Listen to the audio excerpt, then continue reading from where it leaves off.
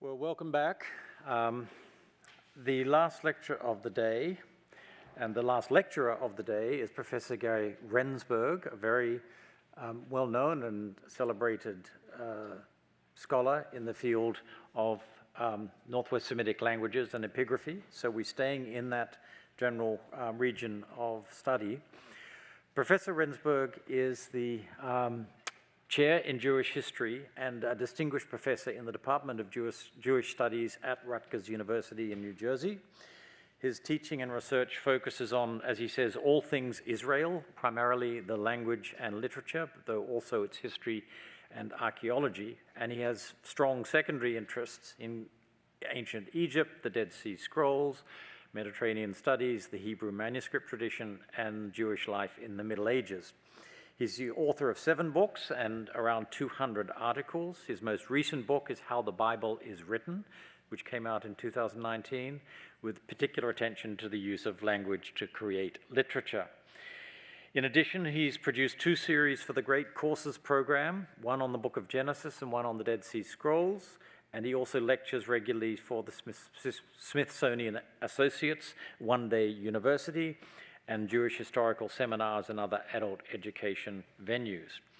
He served as visiting professor or visiting scholar at the University of Oxford, the University of Cambridge, the University of Sydney, the Hebrew University, Jerusalem, UCLA, and the University of Pennsylvania. And so I invite him now to present his lecture on the spread of Phoenician writing culture to ancient Greece. Professor Rensburg.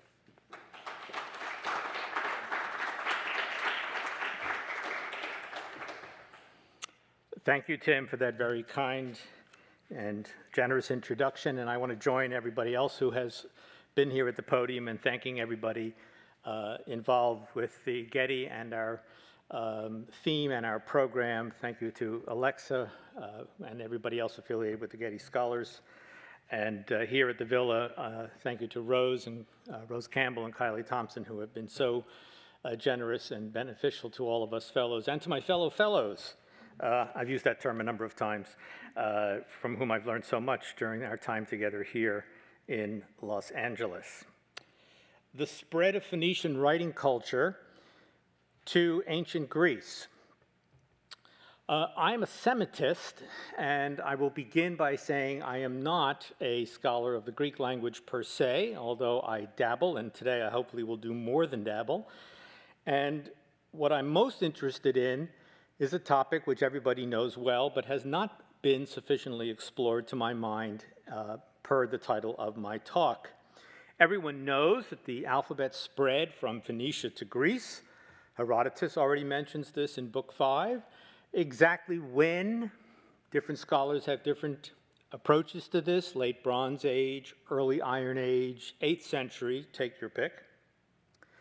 This is the earliest Phoenician writing in the Aegean, a bowl from Crete, from Knossos, 10th century.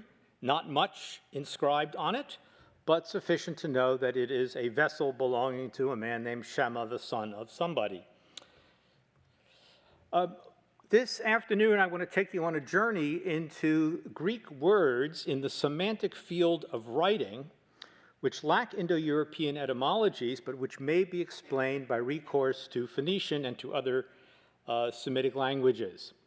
I don't know if anybody's done a statistical study on this. I've searched and haven't found one, but I think it's well known in Indo-European studies that the Greek lexicon has more words which lack an Indo-European etymology than you would find in the comparable languages, Latin, Persian, Sanskrit, Germanic, etc. Unfortunately, we do not have any scribal tools that I can show you from either Phoenicia or the region, but fortunately we have such great material culture from Egypt, so here's an 18th dynasty's scribe writing kit, his palette. Now, I've already made one contribution to the subject. This is item number 1 on the handout, and that is the Greek word chartes, which means papyrus roll. Well established in the Greek language, used, as you can see from this screenshot from LSJ. and the latest etymological dictionary by Backus, published by Brill, Etymology Unexplained. And I'm only going to show you Backus throughout the talk, but if you go back to the older etymological dictionaries of Frisk in German or Chantrain in French, you would find similar notifications of a lack of an etymological explanation. KAI 81 is a dedicatory inscription from Carthage, 3rd century BCE, discovered in the late 19th century. And the first word in line 2 is this. Who knows how to pronounce it? We always lack the vocalization in Phoenician, the hachartiat or something like that. And these are some things which are located in the sanctuary and in a list of other items which are located in the sanctuary. And most people have suggested that it must mean something like images or sculptured objects or something like that, based on a possibly attested meaning of this root. But I suggested that it is the word for scrolls. Scrolls were kept in temples throughout the Near East, as we know, especially not scrolls, but literature in the form of clay tablets in Mesopotamia. And of course, we know of this from other places, including the Bible itself. His scrolls were kept in the Jerusalem temple. And there is the biblical Hebrew word cheret, used in conjunction with writing in the Bible in Isaiah chapter 8, verse 1. And in my published article, I suggested that we should therefore read this Phoenician word. These items which are included in the sanctuaries are written scrolls, and that gives us the etymology of the Greek word chartes. It's the same 3 consonants there, meaning a papyrus roll or a papyrus scroll or possibly a papyrus leaf. And I published this article in 2017, the etymology of chartes papyrus roll. I'm moving to item number 2. Everything on the handout will be on the screen, so you can follow along in either way, but I thought if you wanted to take the material with you, you're welcome to do that. The Greek word harasso, to carve, to stamp, to engrave, again, well attested in the Greek language, as you can see here from the LSJ entry.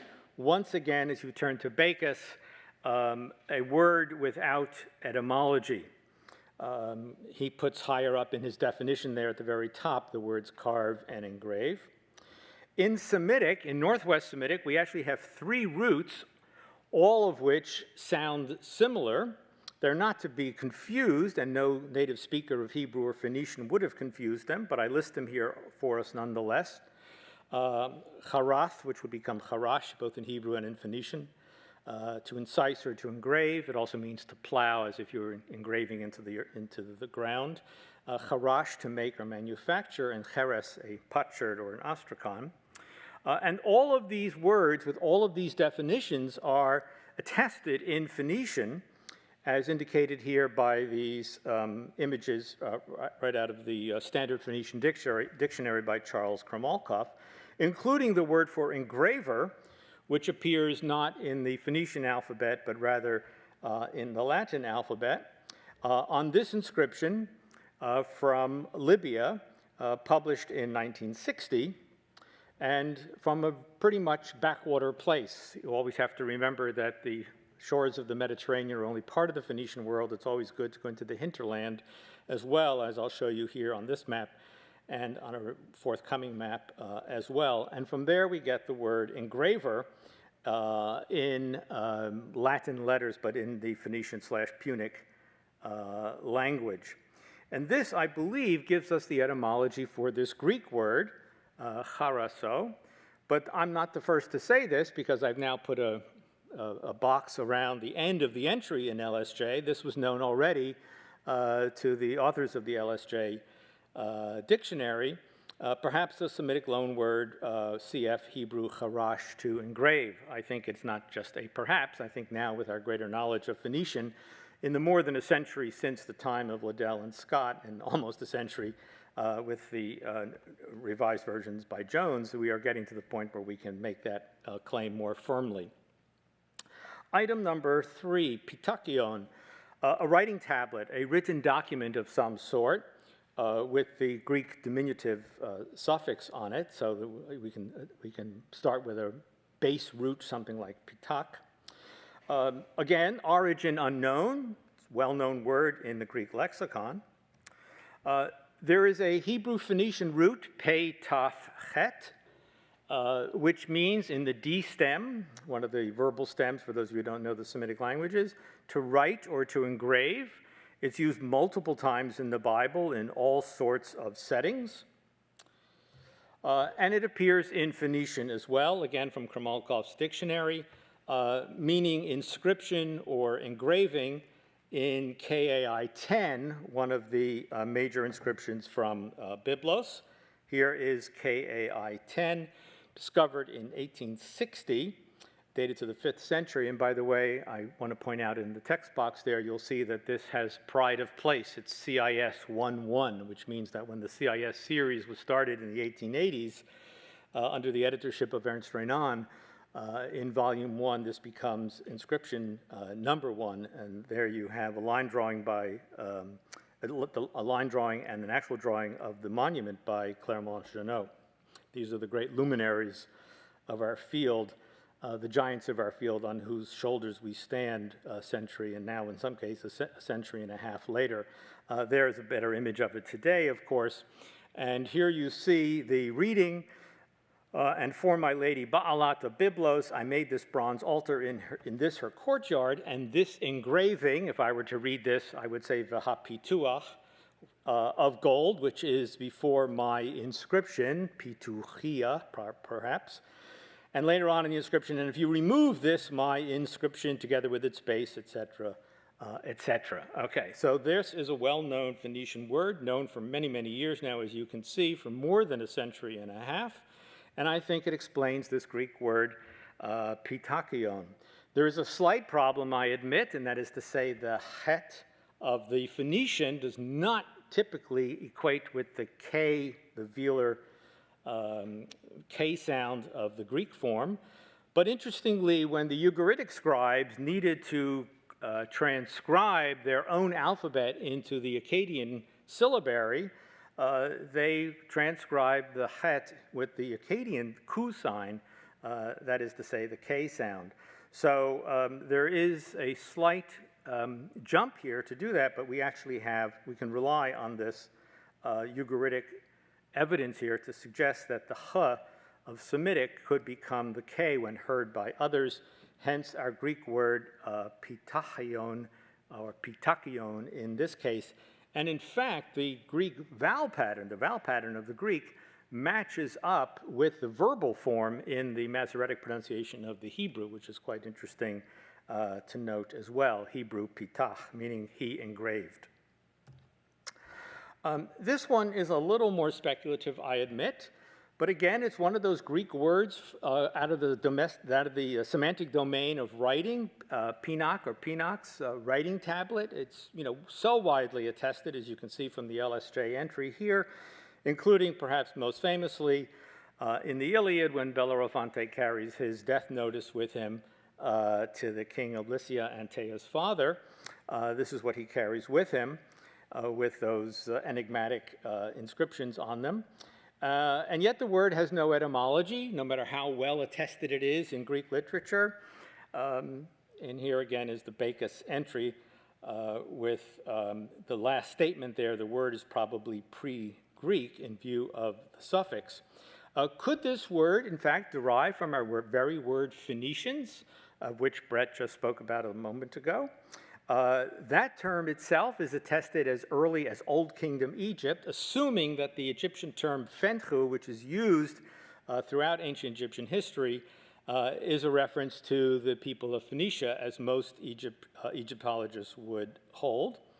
And it may arrive through a different path. Welcome to the world of loanwords, which sometimes reach languages in different ways, even if it's the same word reaching it or a variant of the same word reaching it. And the connection between Egyptian fenchu and the term that we know in English as Phoenicia was first proposed by Kurt Zeta, again, a great scholar in Berlin, more than a century ago. So that, to my mind, would be the best etymology for our term pinak, or pinox, meaning a writing tablet. Another word which means writing tablet, which everybody, you didn't need me to come up here today to teach you this one, number 5 on the handout, deltos, meaning writing tablet. Everybody recognizes that this comes from the Semitic world, Hebrew/Phoenician. Just to put some image up there, I put a linear B tablet fragment up for the moment. The word, again, in this case, Backus has it correctly, that it derives from Hebrew/Phoenician. You can see Herodotus uses it, and then later on, Dionysius uses it to refer to the Roman 12 tables. It occurs in the Bible, the word delet, 87 times with the meaning door, the basic word door, entranceway.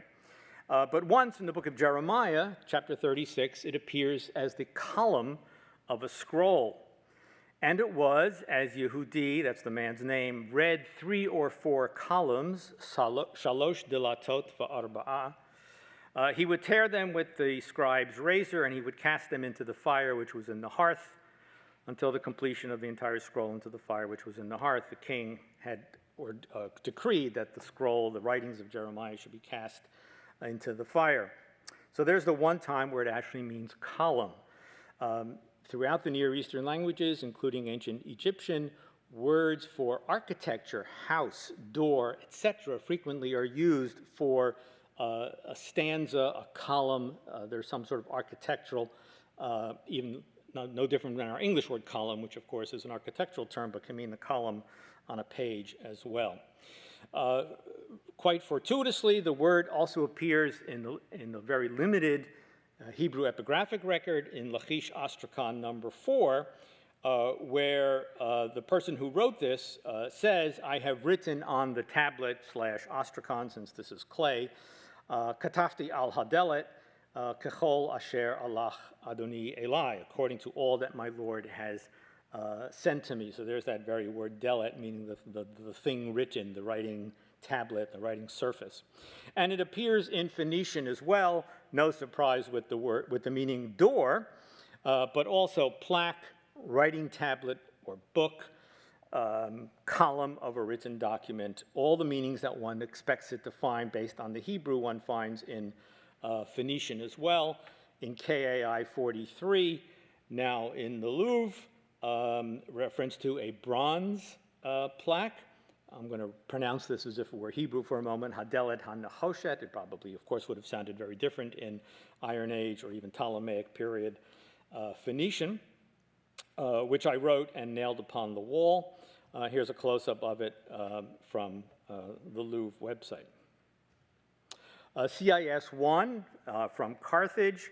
Again, the word document, for lack of a better translation, a very generic term now, document, delet. You have this statement here that this individual is becoming into the employ of another individual, whether this means servitude or slavery, or that gets into a whole other question. He's doing this gratis, without silver, as recorded in the document which he has sealed for his household. That's the same word, delet, DLT, equivalency in transcription. And again, in a dedicatory inscription to Baal Hamon, also from Carthage, we have the reference to a particular individual, probably his name, his personal name. It happens to be the word for judge, which again, Brett spoke about at the beginning of his talk. Hebrew pronunciation would be shofet, scribe of the tablets, son of such and such.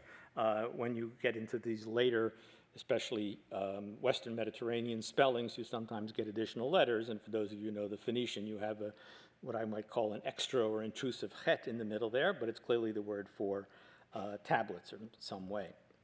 And back on Cyprus in Kittien, we have a ledger of payments made to the temple personnel, and this has got a recto and a verso. This is the verso, and in the very far upper right, very difficult to read, but the letters are pretty clear. 2 words that make no sense compared to the rest of the tablet, but which Kramalkov and others have read as something like Delet Akov, tablet verso, although one has to admit that the lamed is missing there. Unclear if that's the reading or not, but I include it here nonetheless, since it is amongst the items that Kramalkov includes in his dictionary, especially there the last one on the list, number 4, KAI 37, with the L between the angle brackets. The same word also appears in Ugaritic to show you that it goes back, obviously, to the late Bronze Age. By the way, I don't play Wordle, but I know it's all the rage now, so this must be the original Wordle. This is a fascinating tablet, which I should just take a moment to explain, just out of context, but it's just so great to talk about it. The scribe wrote out the Ugaritic letters R, N, L, Aleph, with word dividers between them, and then the second line says ma'an, which means answer, and I guess you were supposed to scrabble them in some way, and you get Aleph, Lamed, Nun, Resh in reverse order, a Horian personal name, which in Semitic means Tzedek, Shalom, Shalem, something like that. It's just a fascinating little school tablet out of the Ugaritic corpus. And then on the bottom line, you have DLT, meaning tablet. Interestingly, when Virilo, who was such a great expert on all of this material, published this back in 1951, he states that he doesn't quite understand what the word delet, which he understood to mean door, means at the end of this text. But of course, we now know from the Bible and from Phoenician and so on that it means, and even from Greek deltos, that it can mean writing tablet. So this is a school tablet with the Phoenician word there. Nothing new to present deltos as a good Greek word coming from, borrowed from Semitic Phoenician in particular. The Greek word pesos, a token, an oval stone, a game board, a tally, a ticket, something, depending on how broad you define the semantic domain of writing, again has no etymology. By the way, its most famous usage is probably in the Odyssey, Book 1, when the suitors of Penelope are all outside playing some sort of board game, as Homer describes it. I'm sure it looked just like this. Aren't the Pre-Raphaelites so wonderful? This is for my colleagues in modern art at the Getty Center. Here's John William Waterhouse's portrayal of that scene. Of course, they got their comeuppance because Odysseus and Telemachus eventually come and slaughter all of the suitors. Beautiful bowl in the Louvre. Back to the word itself. And then Herodotus mentions it too in connection with the with people in Anatolia who had developed board games. But it also means a ticket or a tally and an attendance at an assembly, ecclesia here, not meaning church obviously, but an assembly of some sort. And again, it's a loan word of unknown origin. Bacchus mentions a possible Semitic etymology. By the way, he says the Semitic etymology has been proposed, although I have not been able to track down who might have proposed it. And there are, in fact, two Semitic words, best known from Aramaic, but also from Hebrew and Phoenician. One is Pei Samach, P-S. One is Pei Tzadi, P-Sa, with a range of meanings. It occurs in Phoenician. You can see that even Kramalkov wasn't quite sure what to do with its etymology, but I think I've tracked down the whole history of this word now. It occurs in Phoenician, meaning inscription. Here in CIS 1, item number 6000 at the very end there, they have written in, the word inscription is clear, probably the word this is following it. There is the word. Ba pas, again, how to vocalize these things are always difficult. Here it is again in a second inscription in the British Museum from Carthage, also at the very end. Every payment which is not set down in this inscription, it shall be paid, restoring part of the inscription there. But the word pei samach, P-S, is very, very clear, meaning inscription. And it occurs in the famous Marseille tariff inscription, as well, KAI 69, every payment which is not set down in this inscription, P.S., it shall be paid according to the inscription. Again, a different word, in this case the word for something written, and then the text breaks off at that point there towards the bottom. And the same word appears also in this Latin Neo-Punic bilingual from Algeria, this time written Pei Ayin Samach, again, it's the extra letter there, the Ayin word, where it means inscription. Examine, O passerby, and read the inscription which is on this stela.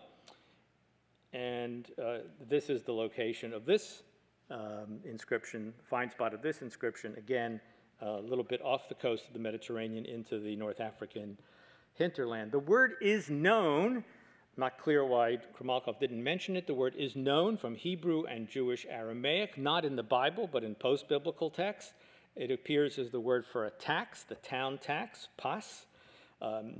I tell my students, never trust a dictionary entry, okay? We should never trust dictionary entries. Go check the text itself. There you have the medieval manuscript of a rabbinic text known as the Tosefta, Tractate Peah, chapter 4, where it refers to the city tax, le passé ha'ir, taxes for the city. We call this the Erfurt manuscript, but Andreas, this is in the Staatsbibliothek zu Berlin. In Jeremiah, where that word delet appeared for a column of text, the Jewish and Christian Aramaic translations actually use this word as well, in this case not Pei Samach but Pei Tzadi. 3 or 4 columns is patzin, both in the Jewish Aramaic and in the Syriac Christian Aramaic of the Peshitta. So it's a known word, and you can see here from the Syriac dictionary by Payne Smith, it has a whole manner of meanings, some of which border quite closely on the meaning of pesos in Greek, and therefore I think we have once again a good Greek word, well known, with a Semitic etymology attested with different meanings in Phoenician, Hebrew, Aramaic, and Syriac. Kana, the word for reed in Greek. Everybody recognizes this again as a borrowing from Semitic. You see Bacchus here at the very bottom with evidence from, he refers to Akkadian, but it's also known from, he also mentions the Ugaritic and the Punic. It also appears in Hebrew. It occurs in Hebrew here about 60 times in the Bible, including in the construction of the tabernacle. It's a plant in the garden in the Song of Songs. It's the hiding place for the hippopotamus in the book of Job. It appears in Ugaritic administrative texts when people are importing large quantities of reeds. And it appears in the Phoenician epigraphic record as well in this CIS 13889 text in Punic, where a particular individual is referred to as the seller of reeds, again vocalizing it somewhat like Hebrew, mocher ha-kaneh. Wonderfully, this word, of course, spread even further from Greek into Latin, where it appears as well, and gratefully, it appears even beyond Latin. Thank you, Italians, for inventing cannoli, which, of course, is from this very word that we're talking about here. I was hoping to get a little more humorous response from this little afternoon delight that I'm showing you on the screen. Aron is a plant, anglicized or Latinized as arum or arum italicum. It's a reed plant. And this comes, in this case, not from a Phoenician etymology, although I'm sure it reached the Greeks through Phoenicia, but rather from an Egyptian etymology. It appears once in the Bible, in fact, in Isaiah chapter 19, verse 7, with reference to the reeds which grow upon the Nile. Arot al Yaor, al pi Yaor, the reeds upon the Nile, upon the bank of the Nile. This is in the prophet Isaiah's oracle dealing with the nation of Egypt. Here is its Egyptian etymology, ayin resh in the masculine, rush, reed, or cane in the feminine, with the T suffix meaning stem or stalk, taken out of the great Wörterbuch by Ehrman. So I assume that it spread from Egyptian into Hebrew, as attested in Isaiah, almost undoubtedly would have been known by the Phoenicians as well, who of course imported papyrus scrolls from Egypt, and then from there passed into Greek to give us the word number 8 on the handout, Aron. Number 9, Biblos, or Biblos, the word for papyrus, very long entry in LSJ and in Bacchus as well. Once upon a time, everybody assumed that this was the city of Biblos. That's how the word reached Greek. In Phoenician, it's not with an initial B, but rather with an initial hard G, velar consonant, voiced velar G. Therefore, he transcribes it here as you see GBL, and I have that on the handout as well. This was contested by Émilie Masson in 1967, which Bacchus cites here, who thinks it's just one big folk etymology. But I'm inclined to go back to the older view In light of the fact that Greek labial velars shifted to labials, as we know already through comparative Indo-European and going back to the Mycenaean linear B material, if you look at these shifts from the gu to a b sound and assume that in some way the Semitic gubla was some sort of an rounded G or a labiovelar G because of the following U vowel, and that this came into classical Greek as Biblos. The gubla transcription there is not invented. That is the way the word is spelled out in Amarna Akkadian. The beauty of Akkadian is that alone amongst the ancient Semitic languages, it represents the vowels. And so we know that the city was pronounced by their own scribes as Gubla, and it would be a very easy shift from that to the Greek form, which comes into our terminology today as Biblos. And of course, there are all manner of inscriptions from Phoenicia, from Biblos itself, which have the words spelt out there, Gimel, Bet, Lamed, including on the Ahiram sarcophagus, on the Yechimilk inscription. Here's a line drawing of it. And on the Yachamilk inscription, which I showed you earlier as well, all of these found at Biblos. And so this, and by the way, the word also appears in the Bible. When King Solomon has dealings with the Phoenicians to the north, he refers to the select group of individuals who were assisting in the construction of the temple, which, by the way, came from both Tyre and from other sites in Phoenicia, reference to Hagiblim, meaning the Biblians. I think this is how we get our word papyrus. Imagine the trade of papyrus scrolls spreading from Egypt up the Levantine coast into Israel, into Lebanon. These are the place, modern-day Israel, modern-day Lebanon, ancient Israel, ancient Lebanon / Phoenicia, and then just, following the currents of the Eastern Mediterranean, which we all know well, until it reaches the Aegean. As the product travels, so does the term, something which, of course, is so well known in world culture, perhaps most famously in English, our word China, because high-quality porcelain, of course, derives from that country in East Asia. There is still no derivation, by the way, for the word which we call in English papyrus. This remains elusive. The last item on the handout is one possible suggestion as to where the word comes from. Pa is the Egyptian definite article, not used in earlier layers of Egyptian, but used from late Egyptian onward. And maybe it's the word for pharaoh, like the pharaoh item, right? The magic of papyrus or something like that. I'm agnostic on this issue. I am not convinced by it. I still look to find a better one, a closer etymology. But even though with all the work that I've been doing in preparation for today, I still not have come upon anything better than what has been suggested, although I have a big, big question mark next to it. Not on the handout, but I will end with what would be item number 11. This was a recent discovery only of a day or two ago, and therefore didn't make it onto the handout, which had already been prepared and printed. The Spensithios inscription from Crete, now in the British Museum. Very difficult to read. It's written on both sides. Here is side A. And one of the words, this is Greek, one of the words we have here is the verb phonikasin, to be a Phoenician. But it means here to be a scribe, right? It's a verb formed from our word Phoenicia with the meaning of not to act, to act as Phoenician, meaning to be a scribe. And on side B, you can actually now see some of the lettering there. Here is this is written boustrophedon, by the way.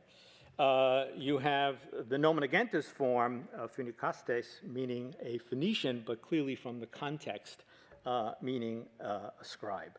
All of this was shown by the great duo from Oxford, Lillian Jeffrey and Anna Morpurgo Davies, in 1971. As far as I'm able to determine, this word still has not made it into the Greek dictionaries, even though it's now half a century since it's been known, including in the Montanari work, now in English, the Brill Dictionary of Ancient Greek.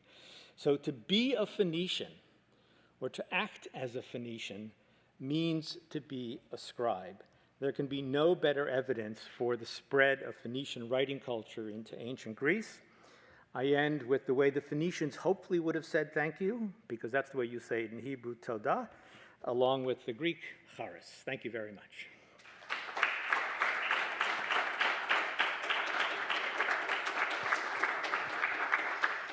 Well, thank you for a very interesting and compelling case of what we've sort of known in bits and pieces, but to see it brought together like that is extremely helpful and interesting. Questions?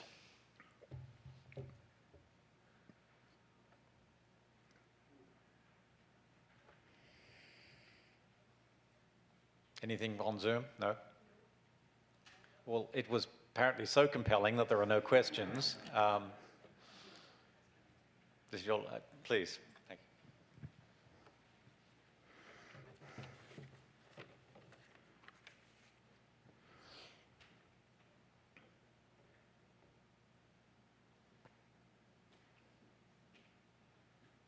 It's a great talk. That was wonderful. I wonder whether you've mentioned a couple of cases here where you've come across cases where the phonological correspondences don't work and they're sort of workarounds. I wonder whether you would speak just for a second about the big picture of the kinds of rules and charts that we as modern linguists make for ourselves, and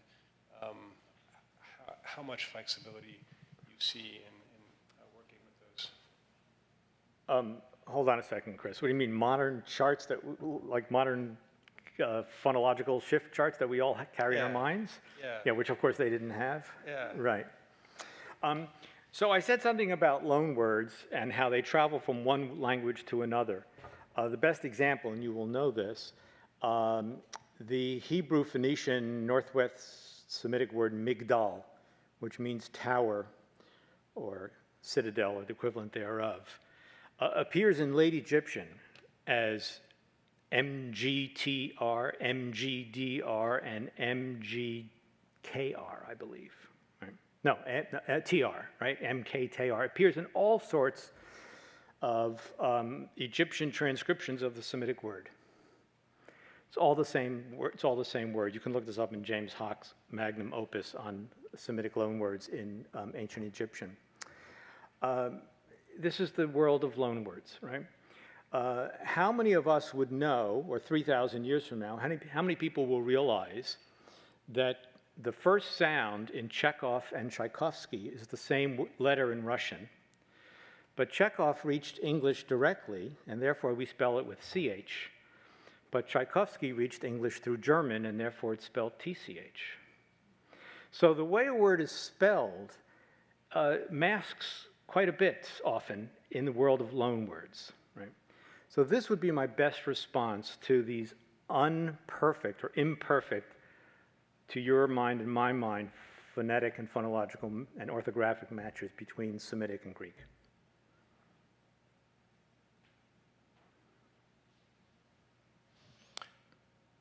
Any other questions?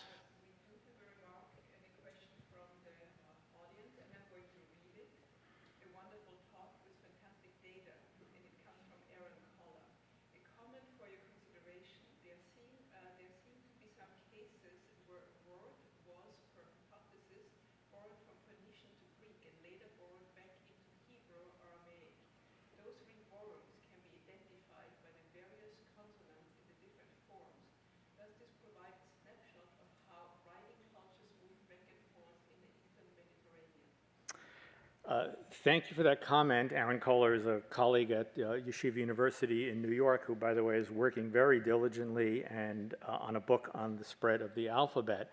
And I did not mention this, but it is true that in Hellenistic times and later, some of these words are reborrowed from Greek back into Semitic, including the very word that I started with, which I published on and which I include at the end of that article, chartes, which I think goes from Phoenician into Greek, is actually then borrowed back into Hebrew and Aramaic and Arabic. So cartis, if you know Hebrew, means a little piece of paper, and comes to mean ticket in modern Hebrew. And most famously, kertas occurs in the Quran, meaning paper, okay, or writing surface. So yes, these words sometimes get reborrowed. And which number is it here? Pitakion, number 3, comes back into Hebrew and Aramaic in, call it Roman Byzantine times, as petek and pitka, meaning a small little piece of paper, okay? Still used, by the way, in modern Hebrew and modern spoken Aramaic, okay? So words go back and forth, absolutely the case. I think I've responded to Aaron's question there. So Gary, thank you for this presentation. I'm just following up on the last remark. I was wondering if you consider this loan as part of the same or less chronological framework, or can be related to different periods and also different regions? Thanks. Right. Thank you, Adriano. Well, the evidence is so limited. I mean, I may have one piece of I may have one Phoenician inscription where it appears in, 3rd century BCE Carthage or something like that, and that's the only piece of evidence we have. But the working hypothesis is that these would be part of the greater Canaanite umbrella reaching back to late bronze and early iron, because we have so much of that material from Hebrew and Ugaritic late bronze, Hebrew early iron, depending on when you date parts of the Bible, and so little from Phoenician because of the loss of their great literary productivity. So what we're left with are the epigraphic remains. So if I have an item from only the 3rd century BCE and it's only from Carthage or somewhere else in North Africa, I'm a firm believer in just saying that that was part of the Phoenician lexis, going back to homeland, Tyre, Sidon, Biblos, etc., even if we don't have the evidence from there. So I'm looking at it in a much larger picture, and we're unable to atomize the evidence in a way that would be more helpful to us as to when, item A passed from Phoenician into Greek and so on and so forth. Thanks. Yeah. All right. Well, if we have no other questions, it remains then to thank our lecturer for that, I think, wonderful sort of wrap-up for today's event. And thank you all very much for coming. Thank you. Thank you. Professor Rensburg.